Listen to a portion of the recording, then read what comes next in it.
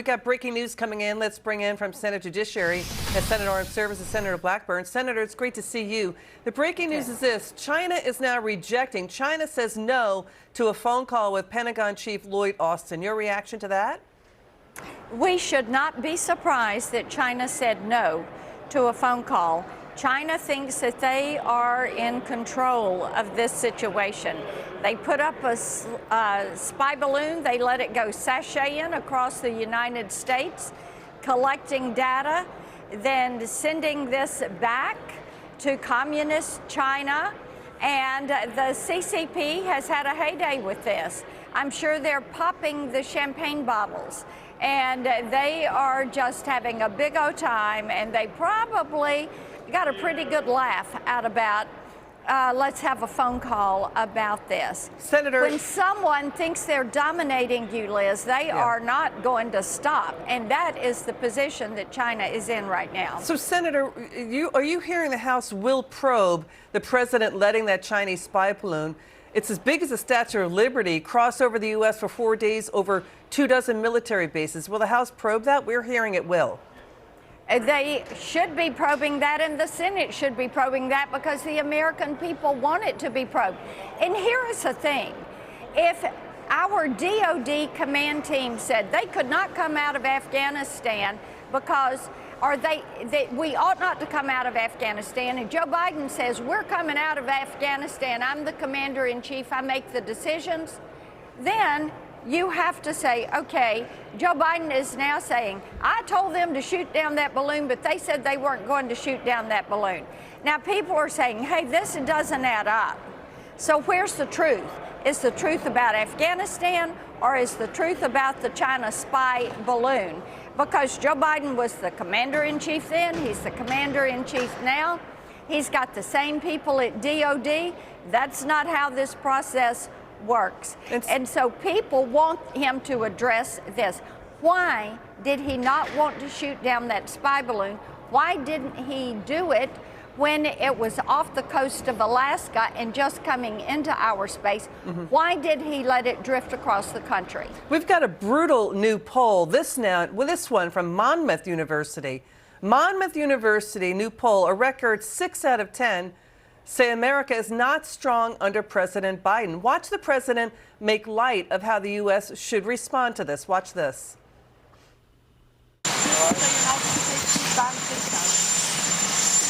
TikTok, yeah. Well, the answer, I'm not sure. I know I don't have it on my phone. Why the Chinese need to make such a brazen act floating across the entire continental United States? They're the Chinese government. Senator, did you hear that? They're the Chinese government, so China can do whatever it wants? It sounds like this White House is making it up as it goes along. We know that our allies should know they're our allies and that they can depend on us. And our enemies should know that they are our enemy and that they should fear us. This would never have happened under a Donald Trump foreign policy. Mike Pompeo would never have let something like this happen. And the fact that the Communist Chinese Party is ridiculing us, they are continuing to carry out a genocide against the Uyghurs. You look at what they've done to Hong Kong, you look at how they're threatening Taiwan, you look at how they are ridiculing the United States. It is time to get tough and to have a foreign policy that people understand. And this administration, for whatever reason, appears to be unable to have a consistent foreign policy in dealing with the Chinese Communist Party, in dealing with the axis of evil, as I call it, Russia, China, Iran, and North Korea. These are people who do not wish us well. Senator, you know, to this story, the leak over the weekend about the Chinese spy balloons under the Trump White House, the head of NORAD and NORTHCOM, General Glenn Van Herk, said they were not aware of any Chinese spy balloons, that the intelligence communities told them that after the fact, after Trump left, after Biden stepped into the White House. He's citing an information gap. Isn't that the big concern for our intelligence community, that they did not know?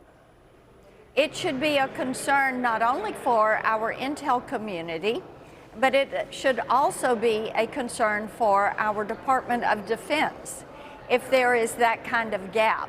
So this is another area, Liz, where you're going to see investigations take place and questions be asked. We're looking forward to a classified briefing on what happened with this, because if there are these kind of gaps, we need to be seriously looking at some pretty substantial changes. It's to your point, Senator. We've got new sound coming in from retired 4-star Marine General James Mattis. General Mattis never heard of Chinese spy balloons under the Trump White House. Watch Trump's former Secretary of Defense join the growing list of now more than a dozen Trump officials who dispute the Biden White House leaks over the weekend. Watch this. You got to wonder, was it stupidity or left hand not telling the right hand what they're doing? Why the Chinese took that time to do it? But there are some questions we all as Americans need answering, I think.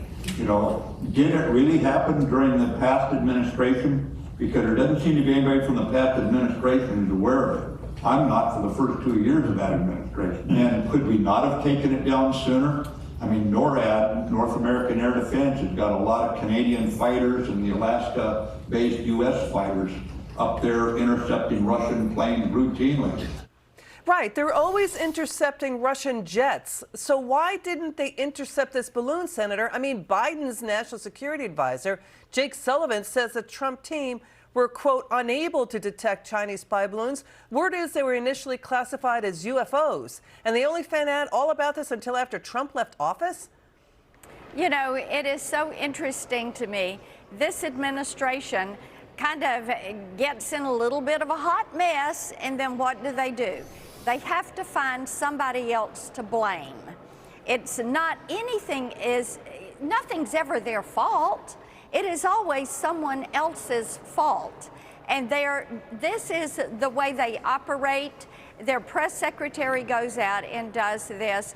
What we know is that we would never have known about this balloon if not for a citizen who was a pilot, who was a reporter, who had a great camera. He was there in Montana. He took a picture. He put it out there. He said, tell me what you know about this. This was a citizen seeing something and saying something, and then the White House has to go into overdrive denying it, and then trying to make up a story about when they knew about it, what they were going to do about it, how they were going to shoot it down. The list goes on and on. So, Senator, what's really execrable, it's politicizing national security. It's politicizing the security for all Americans. Senator Marsha Blackburn, thanks for all of your hard work, and thanks for joining us tonight. It's good to see you. You got it. Take care. Joining us now.